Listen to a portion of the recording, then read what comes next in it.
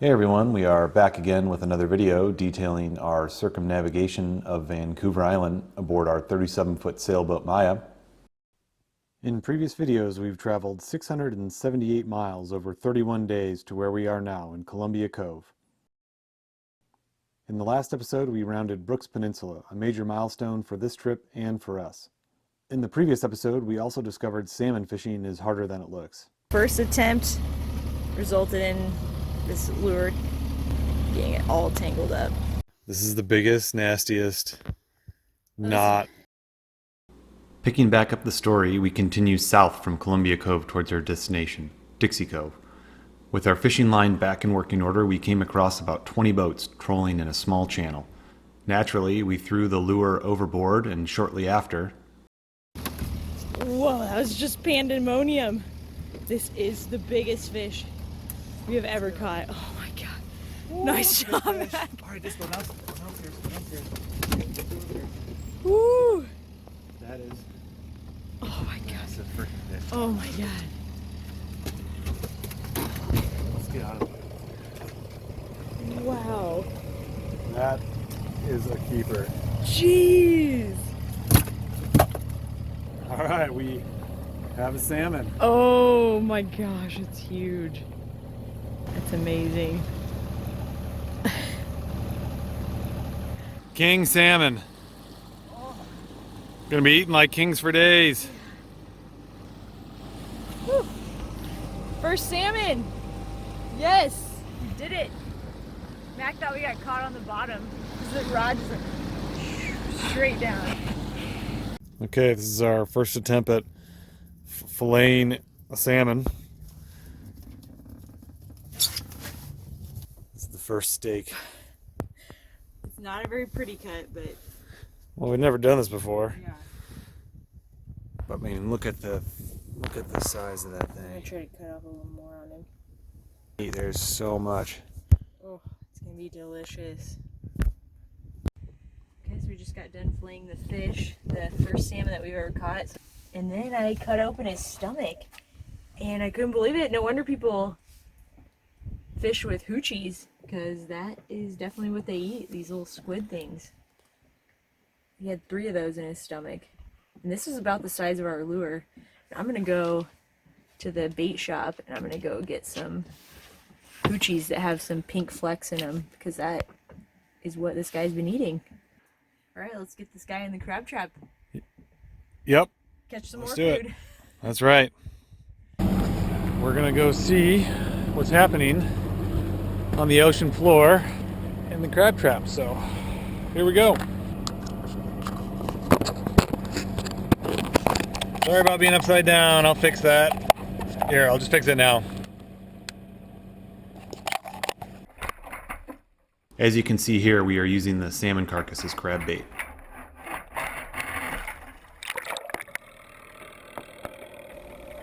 This is in about 30 feet of water.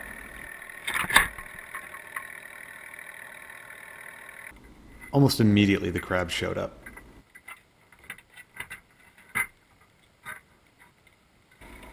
As you can tell, crab loves salmon. We got 3 Dungeness crabs out of this trap. Add in the salmon we caught and it was the most epic day of fishing we've ever experienced. Being able to live off the sea and eat really well is one of our favorite parts about cruising in British Columbia. Now back to the story. We were anchored in Dixie Cove when we received news that a major storm front was coming in.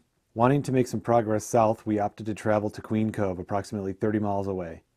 As expected, the gale came in, but we were already safely anchored in Queen Cove. With time to kill, we opted to knock out some overdue boat projects. We are in Queen Cove, which is near Nootka Island. And we are just going to wait out some weather. There's supposed to be a big low pressure system coming through. But the next 24 hours brings another system with more rain. So this is going to blow like 30 to 40 just a couple miles out in the strait. So this is extremely unusual. So we do not want to be out there then. Yeah, so we're gonna hang out here and get some boat work done. Yep. Always nice doing it in beautiful places. Today we are going to epoxy some little holes. They are the remains of where an old piece of starboard used to be. And so we took those off and repurposed them to our little back bench cockpit seat here. And so now we just need to fill in the holes that remain from where the old one was. Yes, we took a composites class at the local community college near our marina, and we did this exact thing. So we practiced filling holes, and now we're going to do it on the real thing on our own boat. So we'll see how this goes. Put in some resin, and then I put in equal amount of the hardener. Now we're just mixing this up. So we're going to put in a little bit of this thickener into it. My God. Ooh, it's windy. We've got a gust coming. Okay, this looks pretty thick.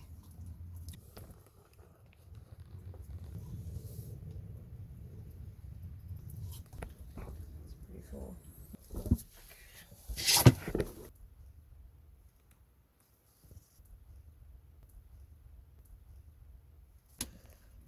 Number 2. The best part, scratching it off the list. So satisfying. There's a list growing over here. Oh boy, these are bigger jobs. Oh yeah. Heyo. After completing our boat projects, we relaxed for a few days while we waited out the windstorm. Once the wind subsided, we had a decision to make. Nuka Island is a large island directly west of Vancouver Island, providing an inside passage on its northern shore. From our previous experiences along the coast, we thought it wise to use the more protected inside passage Nuka Island provided. Additionally, on the inside route, there were 2 settlements, Zeballas and Tahsis.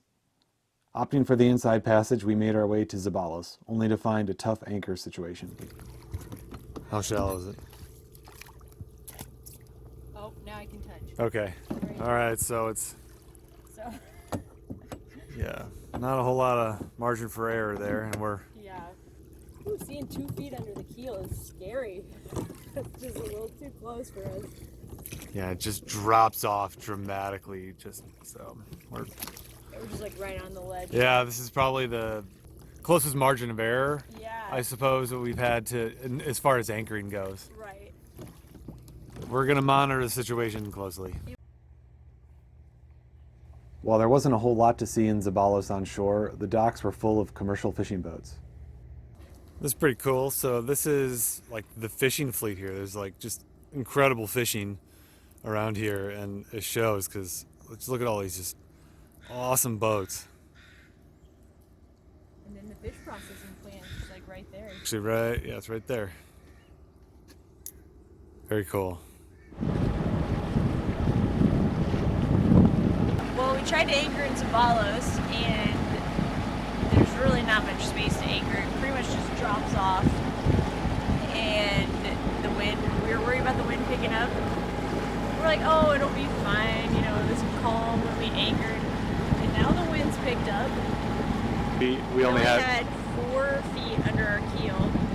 So that was just a little too close for comfort. And if we drag even a little bit overnight, we're going to be on the shore.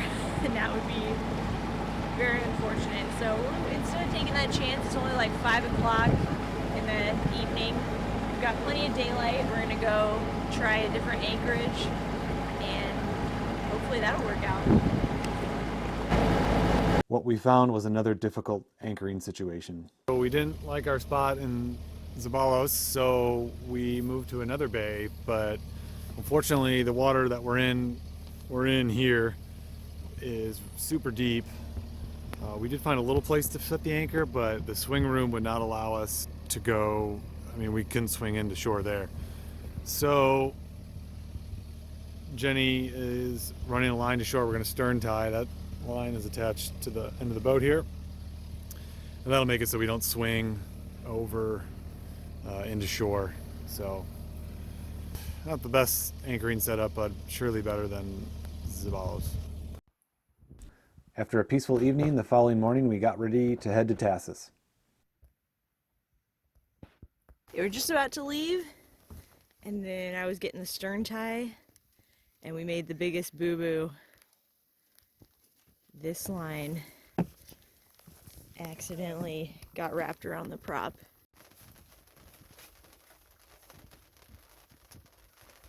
Mac is getting his wetsuit on. He's about to go diving. Yeah, the boat, we turned it on and it was in reverse for some reason. So we just started backing up and we have a stern line. The stern line just got caught, it seized up the engine. The engine just shut off right away. So yeah, we're gonna just see what happens. Can you sit me up? Yeah, this is the first time this has ever happened.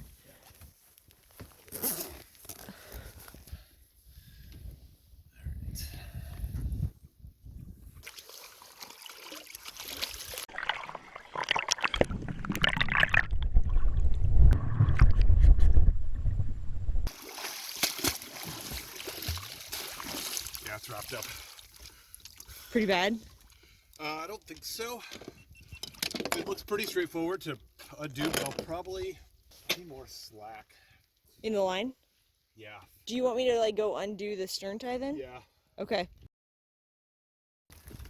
All right, we're free. Just kind of shredded off the first layer of the rope down there. But no longer wrapped around the prop.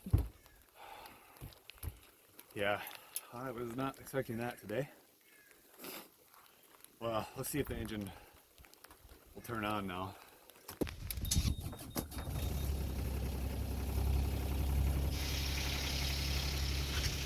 After that small hitch, we got underway to Tahsis.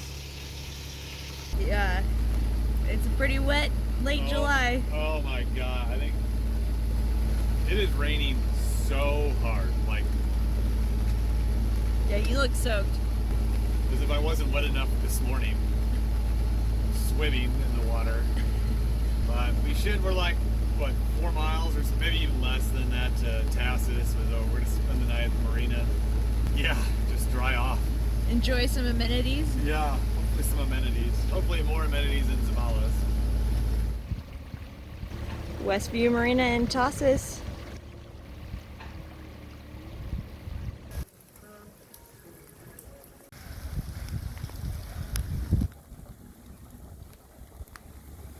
There's Maya, the only sailboat at the dock. Tahsis is a sports fisherman's paradise. People come from around the world to fish here, and the marina is set up just for them. While we thoroughly enjoyed the amenities in Tahsis, after one night we decided to head south to the southern tip of Nootka Island.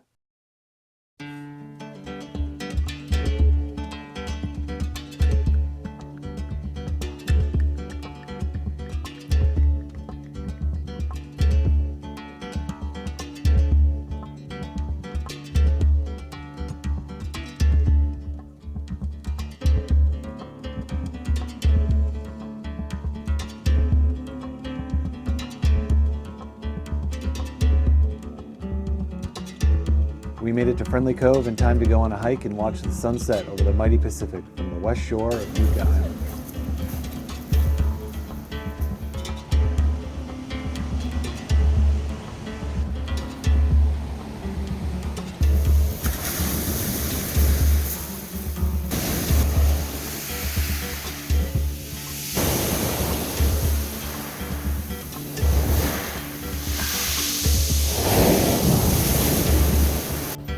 This is a good place to stop for now.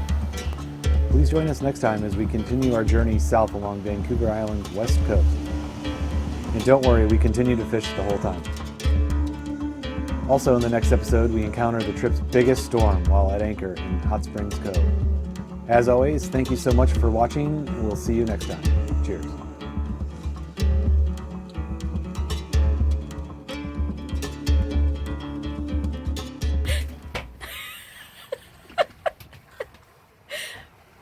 Maybe we've been at sea too long. How have we not discovered this yet? We've been on this boat forever. And we didn't know this was a perfectly sized hat. We have 4 hats aboard.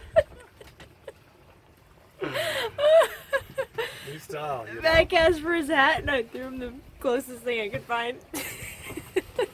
When you sail, you have to wear a proper hat.